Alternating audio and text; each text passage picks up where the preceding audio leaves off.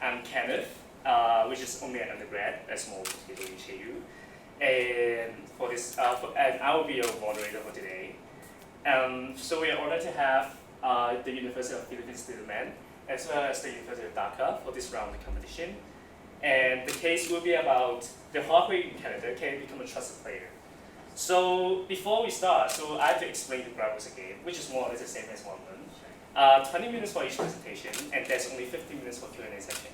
And I'll raise the placard when you have 3 minutes and 1 minute remaining in the presentation. And we have a very strict time constraint, so if your time is over, then you're not allowed to present again. So also we respectfully request the judges to keep the questions short, because we only have 15 minutes for Q&A session. And do you have any question about rules or today's rundown? Okay, so without further ado, I know you don't want to listen to me. So let's get started, and welcome to the University of Philippines. Diliman. Okay. Oops, here's a timer, and you can start now. Good afternoon, ladies and gentlemen. We are Team Avatar. I'm Janina. With me today is Marga, Vito, and Patrick. And we're here to talk about the future of Huawei in Canada. When we look at Huawei and what it has achieved over the past decade as a Chinese company initially, is something actually tremendous in the international stage. What it has become is it has seen rising revenues over the past 10 years consistently. Next is it has grown to be one of the top 3 telecommunication network equipment makers in the world, together with its closest competitors Ericsson and Nokia. And we see that as a Chinese company, it's actually established itself really, really well in the international stage. And to show how well it's done for itself, we have 40% of all network contracts globally it has won. Second, it is serving 45 out of the 50 biggest telecom operators in the world, and it's actually elected into international bodies about the networking industry. So it has gained respect and has gained success. And we see that the keys to its success over the past decade have been, number one, its cost leadership and operational efficiency. Being a company that's grown out of the innovation boom in China, or the development in China, it has seen that it has been able to compete with better margins versus its competitors, and has been one of the keys to its success. And second is its very effective localization strategy. When it expanded to different markets, it brought with it its brand name and its operational efficiency, but has been able to adapt nimbly to local market trends or to local conditions in each market. So rather than a blanket strategy, it has been very sensitive to the differences in each region, and actually has created a global network for itself, wherein its R&D centers are scattered all over the world with actually their own specializations. And from there, Huawei is actually able to source synergies and actually more efficient R&D developments and further growth. However, in the recent years, we have seen that the success that Huawei has experienced has been threatened by a loss of trust, particularly with the North American markets, the United States, and in Canada. Now, trust is a very tricky thing, particularly in business. We as consumers, we don't necessarily like to buy from people we see who are suspicious, for example, or people we feel threatened by. And that's something that Huawei is struggling with right now. Because of its heavy association as a Chinese brand, it has been a victim of a strong sentiment of distrust between its markets in North America that have been proven to be very lucrative. That is particularly in Canada, wherein Huawei has put a lot of investment in, and now it's no longer trusted by the government nor by the businesses that it serves in those nations. So the challenge for Huawei today is clear. Amidst government scrutiny regarding national security concerns about wiretapping and espionage concerns, how can Huawei reaffirm its commitment in Canada and sustain its market position in Canada and even globally as a big global player? Now, after careful analysis and consideration of this problem, we have come up with a strategy that we feel will be able to help Huawei cement its position as a trusted global player. And we call it our secure and sustain strategy. First, we want to make sure that we are able to secure the trust and reaffirm our commitment in Canada. We want to make sure that we establish good ties and that we are a trusted network provider in Canada. And second, we want to make sure to sustain the market position and the growth that we have been experiencing. So we don't want the distrust to actually spill over to our market or to our already good market performance, and we want to keep rising. And in coming up with this recommendation, we actually broke down the problem into 2 things. First, we looked at what are the sources of distrust, where is the distrust coming from and what can we do about it? And second is, how do we now sustain a market position? After we fix the distrust and after we fix the trust issues with the company, how do we now position ourselves competitively and sustain that market leadership and that cost leadership that we see in these markets? I'll now pass you on to Margaret to talk about the first issue. Thank you, Janina. So when we talk about the sources of distrust for Huawei, we start with talking about the nature of the industry or the telecommunications infrastructure industry itself. So we see that this industry is actually a naturally sensitive industry because it serves governments, it works directly with governments, and we see that the governments are actually, they're very sensitive in terms of how they deal with these foreign players because it is very susceptible to, again, the security issues like espionage. So also we see that because of this sensitivity, it has become highly regulated. In fact, a lot of countries actually have their own state-owned telcos in each country. So really, for them, it is important that a local player or somebody they can trust is actually providing this service to them. So our insight for this entire industry is that there really is an inherent limitation to globalization. For companies like Huawei, we're trying to globalize, trying to reach other markets outside of China because of the inherent government concern, which is really natural for governments to have for foreign IT providers. Now, the second source of distrust that we saw really is that because of the Chinese origins. Now, Huawei is a proud Chinese company that has established itself, as Janina mentioned earlier, as a strong global player.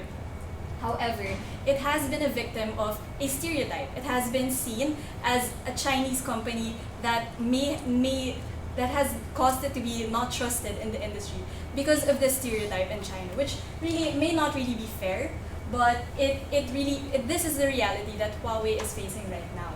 And really, this reflects the geopolitical situation right now that other companies like the US, for example, does not trust this Chinese company. Now, because of this distrust, Huawei already made efforts in Canada. And what they did was, first they incorporated in Canada. So from the ground up, from the entire way that they established and incorporated their company in Canada, their operations, it really has been, in essence, a Canadian company. And second, we see that they established R&D facilities with escalating commitments. So they have been working very closely with the government. They have been investing huge amounts of money, billions of money, in Canada. However, there still is that distrust. There still is the distrust caused by U.S. companies or other U.S. companies or other governments that really don't trust the Chinese brand. So we see that from here that the investment really is not really enough to fix this distrust issue because in fact, because they invested so much in Canada, the more there is a need for them to fix this issue. So for the whole issue on distrust, our main insight here really is that Huawei, their response has been actually very defensive. We say that they've really played the role more of a victim, really saying that, for example, in the US, when they were accused of the security issue, they responded simply by saying that they were being treated unfairly as a Chinese company. However, that is the reality they're facing, and because of that, there really is a need for them to assume a higher level of responsibility. Because currently, Huawei sees that that their responsibility really is just to provide good service, but they don't see that the governments are actually looking for more. They're looking for more assurance for them. So it is important that the Chinese company Huawei has to take that extra step and really actively provide assurance to these governments and to its clients. So because of that, we recommend to be able to fix this problem of distrust is first to increase transparency in terms of its supply chain.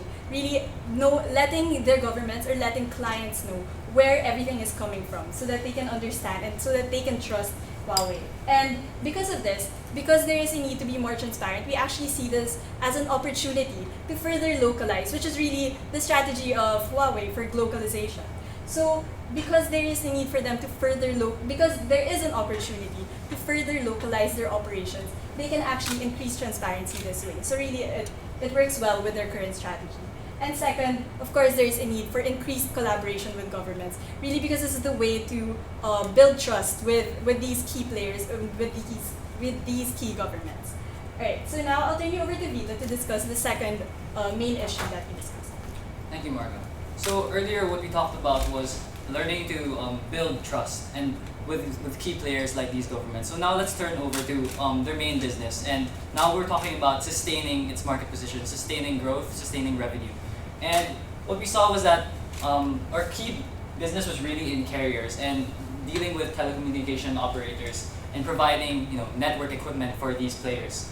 And what we saw was that we are highly dependent on securing government contracts and approvals to work with these telecommunication operators. And that really in the past, what has worked for a company was cost leadership. Cost leadership combined with an ability to localize our operations to fit the needs of certain users, for the local users.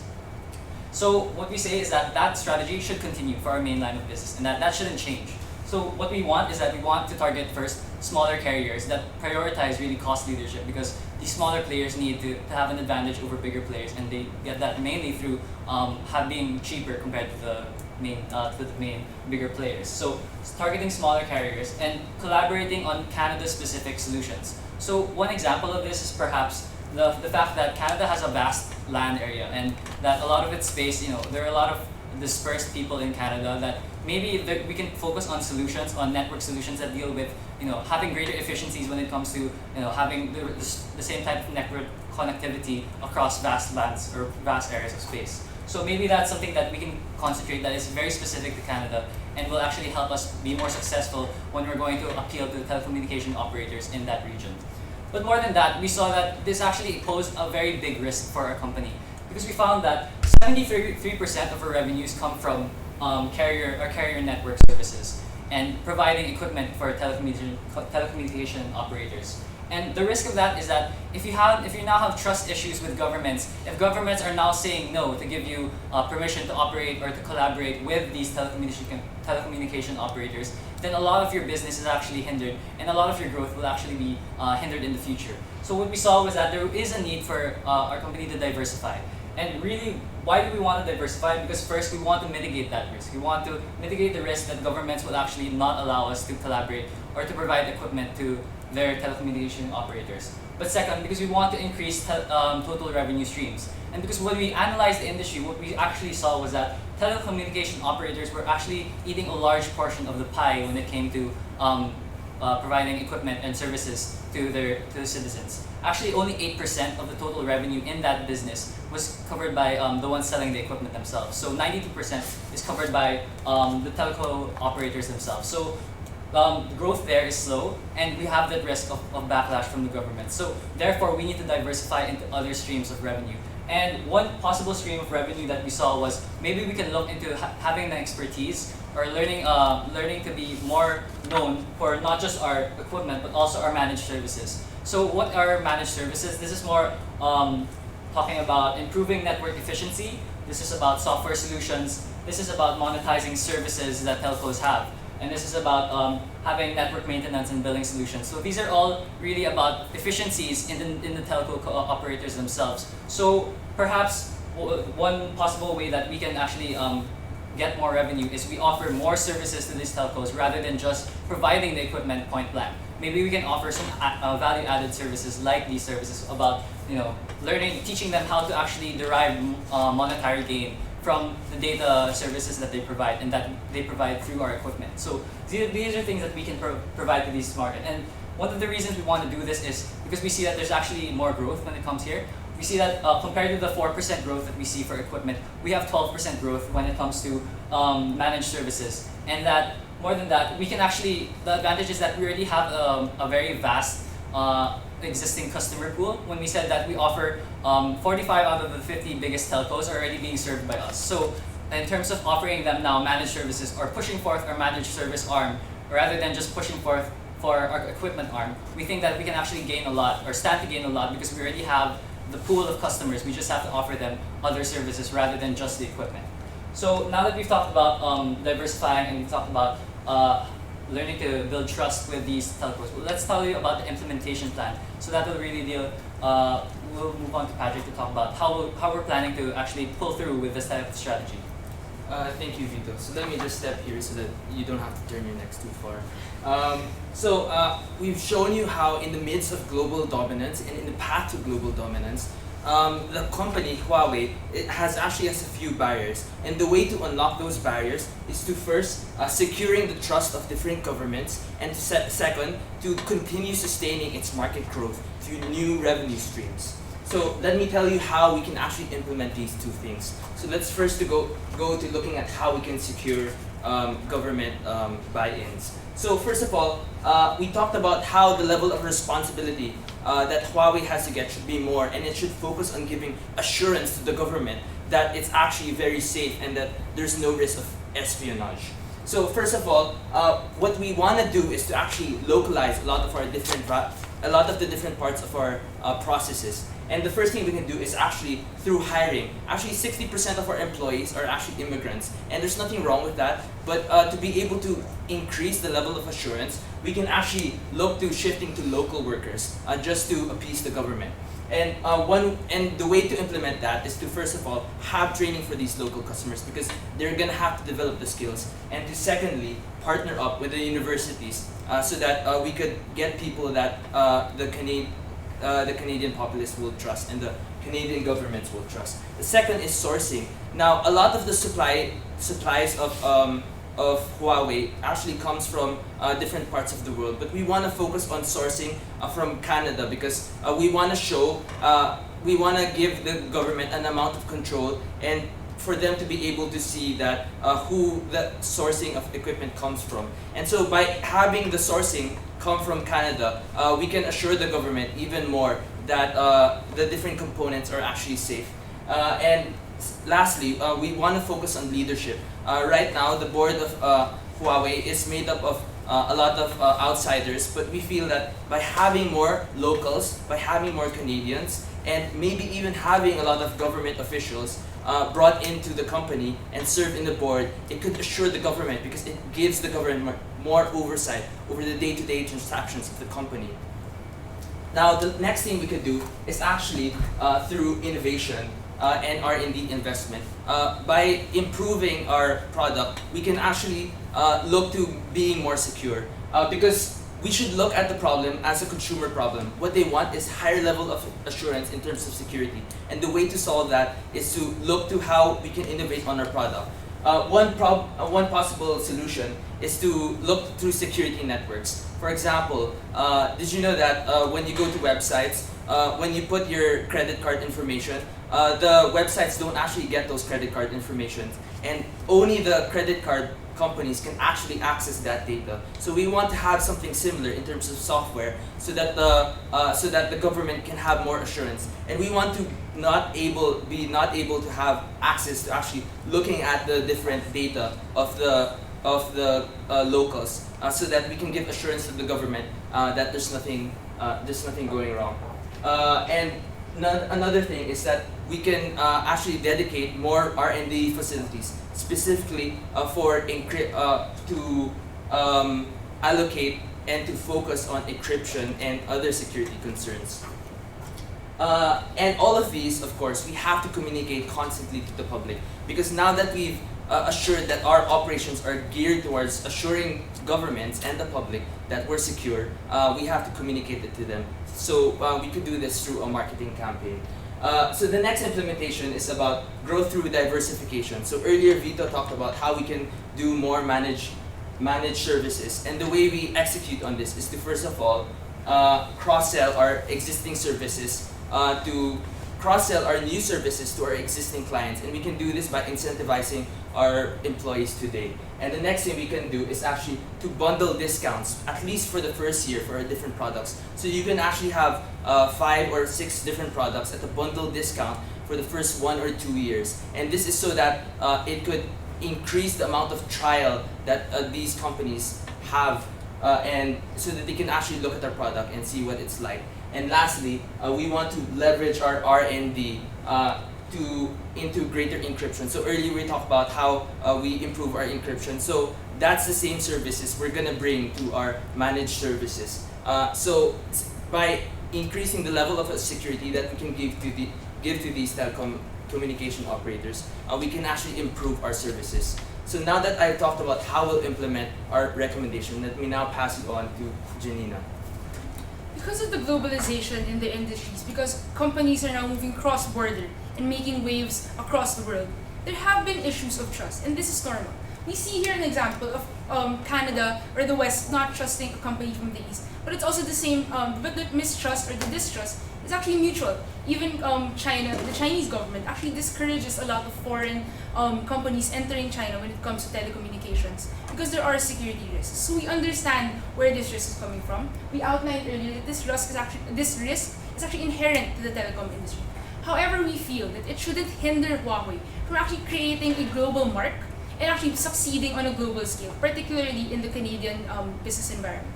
We've outlined through our strategy of secure and sustain how first we want to make sure that we reassure the governments who actually can block mergers, can block acquisitions, can block business deals with telecom operators. We want to assure them that we have nothing to hide. We want to make sure that our efforts are about laying down our cards to make sure that they can, to show them that they can trust us, even though we are a Chinese company. And second, we want to sustain growth by diversifying our business streams, by moving to less risky revenue streams and making sure that we grow not only in Canada but in the world over. Thank you for listening and now ready for your questions. So thank you, the team from the University of Philippines. So you will now have 15 minutes for a Q&A session, and a second please. So you can start now. Okay, listen, well done, thanks for the presentation. So going back, you put a lot of issue onto the trust issue here. How much reckoning or relevance do you actually think the Canadian government did give that compared to other governments?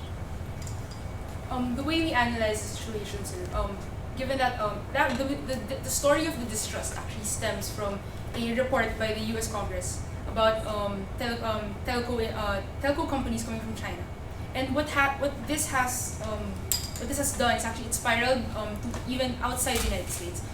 We saw Huawei being banned in India. We saw Huawei being banned in Germany, as well from bidding processes when it comes to telecommunications infrastructure or manufacturing the hardware for telecommunications. So we feel that Canada, though not as explicitly as the United States condemning Huawei, and we see that there is still growth in Huawei in Canada. However, we feel that it is going to be a threat. That the Prime Minister actually already alluded to the fact that we have to discourage, or there is certain caution that has to be taken when dealing with Chinese companies when it comes to network security, when it comes to telecommunication infrastructure. So in terms of impact, we feel that although it's not as explicit as in other territories, it is still imminent and it's still something that we have to work against. Just a follow-on question. Do you think Huawei's decision to keep its name in Canada was a good one? We think it is, and mainly that's because we think a lot of good has actually come from Huawei. Again, we said that Huawei has grown up to be really one of the big three suppliers when it comes to equipment for telcos. And we think that the brand still has a lot of value and that there's nothing inherently wrong with their name, but that they've really been victims of this association with Chinese governments trying to infiltrate other Western governments. And we think that because of that, we can't just be defensive and say that, no, that's not true, it's not our fault. And instead, we have to create reasons for them to believe that actually it's the opposite, that we're interested in looking into technology that deals with security or deals with strengthening the security of telcos in general, because we do recognize that as an industry, it is a sensitive one, and that a lot of information goes through there that maybe shouldn't go to telecommunication operators or telco equipment providers. And we think that although we don't believe Huawei is one of those companies that delves into that other people might see it that way. So we want to be proactive in our stance of actually defending ourselves versus that type of criticism. In addition to this, really, we see that the government of Canada really can be a huge barrier if they do not work with us. But we see that we are at a good position as a company because China and Canada already has a long-standing relationship, a long-standing trade alliance from years before, decades before. So really, we feel that with our strategy, we really still can get the trust of the Canadian government. It's really about giving them more assurance and taking that extra step for them.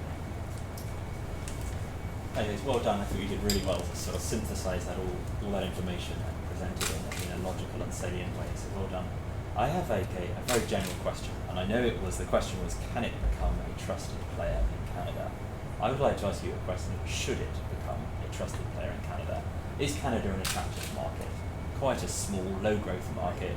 Is it an attractive market, and should they bother, pursuing the recommendations that you suggest? Thank you for that question, sir. What we notice about Canada is what we liked about Canada as an environment, as a business environment, is number one, it has a special nuance for technology and innovation. It is actually nurturing a Silicon Valley of the North in Ottawa, and it's actually that culture is actually spreading to even Ontario.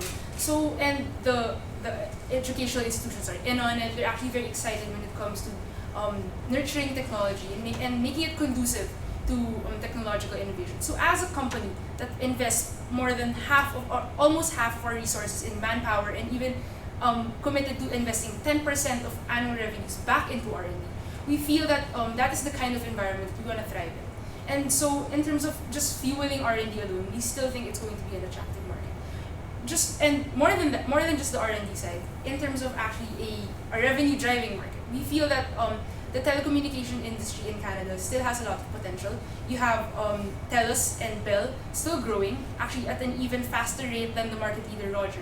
So we feel that, and these are two clients that we already have.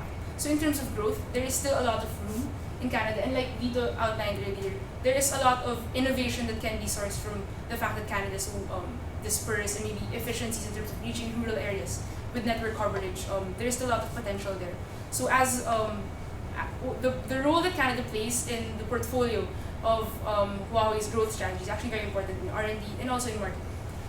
Just to add to that though, we don't want to look at Canada in isolation, and we do see that it can be important as a sort of benchmark when we deal with other governments in the future. The fact that we have such good relations with, or that we develop good relations with the Canadian government, and that they can somehow vouch for how our services are secure and they're not, as the rumors say, then maybe we can actually further approach the US market in the future where we failed in the past. Maybe now we can have a sort of renewed sense of potential when it comes to dealing with other markets where maybe in the past they haven't trusted us much. So more than the actual revenue contribution that Canada has, although there is a great deal of potential there, we do see that it can be sort of a launching point into actually dealing with other governments that maybe have questions about our security and about our fidelity to basically upholding security in the market. Okay, very good presentation, team. I have one question.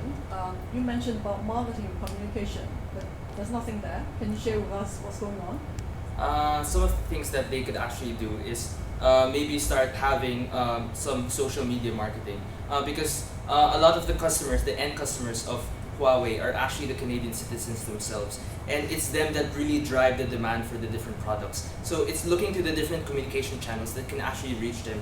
And there are different channels that we can access them through. But basically, by ensuring the confidence of these people, we can actually make them drive more demand for Huawei and make them assure that Huawei is a product that they're willing to accept from from the company. So Yeah. what should be the branding positioning for Huawei in Canada? I think, ma'am, the way we want to position Huawei in Canada is really it's a bit head-on. It's really to combat the rumors that its security is compromised or that it's involved in espionage, or it's a tool for espionage by the Chinese government. So that's why a lot of our recommendations centered on investing a lot in research about security or network security, encryption, because we want to really show that we do take security seriously. And if we are a company that is highly invested in security and is actually offering security services, that is a big step away from maybe the rumors or the looming fear that we're gonna sell text messages and other wiretapped information back to China. So it's about being bold in the positioning that really puts us against the rumors and making a bold statement that we are for security and we are here to stay. And also, we would want to communicate strongly our strategy of localization, and really that we are practically a Canadian company, that people from Canada are working with us. Canadians are in our company, so whom better to trust than your own fellow Canadians? So really, we have to be able to communicate that well also, so that they can feel that trust for our company. Through the global localization, which you've grasped the concept well, But I get the impression you don't think they're going far enough. You think they should employ more local workforce. What kind of impact? Do you think they need to do that, number one? And what kind of impact is that going to have on their bottom line? And how attractive will their shareholders find that? I think so the efforts that we're moving towards in Canada is really more about, when it comes to, for example, leadership and staff, it's about more visibility. We're not saying that they're not employing Canadians right now, or there are no Canadians in their leadership, for example. However, we want to heighten the visibility just to really combat the PR issues that come along with being a Chinese brand. However, we actually saw the efforts of Huawei in Canada actually really commendable in its commitment in R&D facilities, for example, where it's investing about 500 million over a 5-year trajectory. So we feel that those are already commendable steps that it's taking in terms of localization. However, the intricacy of the situation they find themselves in when they're battling against trust and sentiment, wherein they can no longer just simply throw money at it in terms of investment, that they have to take more active steps. And although it does put Huawei in a bit of a unfair position, we sympathize with Huawei when it comes to that. However, we feel that this is what's necessary to really cement their position. I have a related question. You rightly said, obviously, cost leadership is one of the sort of keys to success. And yet, you also suggested you wanted to start sourcing from Canada, as well as hiring lots of Canadians. And I just that's a sort of one question. I just want to see how that would impact one of your sort of keys to success. And related to that, I also think you said you wanted to focus on sort of smaller carriers because they're sort of more cost sensitive. Do you think that's right? That smaller institutions are sort of more cost sensitive than larger institutions? To answer your first question, actually 70% of their current suppliers or sourcing from suppliers is outside China. So actually 32% comes from the US, the other 32% comes from the UK and other parts of the world. So in terms of sourcing, we don't think that we're necessarily giving up cost advantage or cost leadership just by sourcing from Canada, because we actually source a lot from other Western countries, and that only 30% of our actual sourcing comes from China and other Asian countries. So actually on that front, we don't think that it will affect that. But to answer your second question. To answer your second question, sir, on just to add first to Peter, just to close it out, we feel that the cost leadership is not only in sourcing, but also a lot of it's in manufacturing, which is still highly dispersed the world over. So the sourcing is more of an effort just to make sure that we integrate well with the Canadian business environment, and that we still want to protect our cost leadership advantages there. However, in terms of targeting smaller carriers, we actually mirror this as a strategy that has helped Huawei crack the European market. That's what it did in, I think, Germany and other European segments, wherein, given that it's a relatively new player entering the West, up against Ericsson and Nokia, who are long-standing network providers already in those markets, what the strategy that Huawei undertook was to target not the market leaders, but rather the low-cost telecom carriers, to whom they provide more cost efficiencies, so that it really matches their positioning also in the market. When they sell to end consumers, they are still at a good cost position, or that their margins aren't squeezed. So that's an effective strategy we saw Huawei was able to do in Europe, and that's something we want to do in Canada, wherein there are still about 5 more smaller players beneath the top 3, Bell, Telus, and Roger, that they can still tap into. It's currently belonging to competitors. We see that the margins of Huawei are still much better than their competitors, and therefore they can still offer better cost efficiency. What do you see as the one key competence of Huawei, and how would you use this competence to get more market share in Canada? We think that the main competitive advantage that Huawei was able to accumulate over the years is really cost leadership. And it's not only just being cheaper than their competitors, but being cheaper in a sense that when they go to different markets, they're not only they are the cheapest, and yet they provide adept solutions to what that local market needs. So it's all about their localization strategy. We feel is their greatest strength, that they have been able to translate the advantages and efficiencies and operational excellence they were able to nurture in China and bring it elsewhere, which is something that not a lot of Asian companies are able to do. And even their competitors that are from Finland, for example, like Nokia, or Ericsson from other parts of the West, are able to do as effectively as Huawei. So that's something we feel that is their greatest strength, and that's something that's going to be a further key to success in Canada. When You go. when Canada are assessing this as a proposition, how do you think they weigh up the relative social impacts from the lack of trust and the financial economic benefits that Huawei bring to Canada?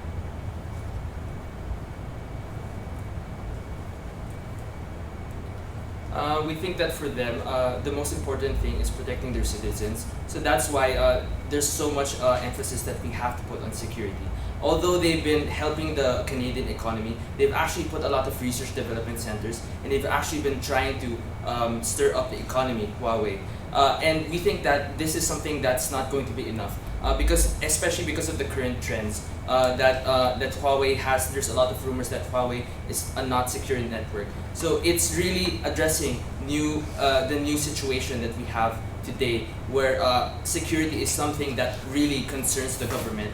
And we think that even though we've helped them a lot when it comes to financially and economically, we've helped their economy grow, that's not going to be enough for the government. And that's why this is the plan that we have. We want to increase the level of security that our products have today. So the case data is 2013. This year is 2015. Nokia got acquired by another company. So what do you see the future of Huawei? Will they follow their footsteps, or will they be doing better?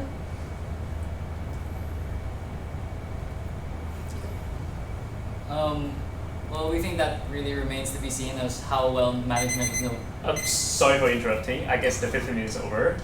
And so thank you again for the University of the team from University of Philippines. So may we have a clap for them?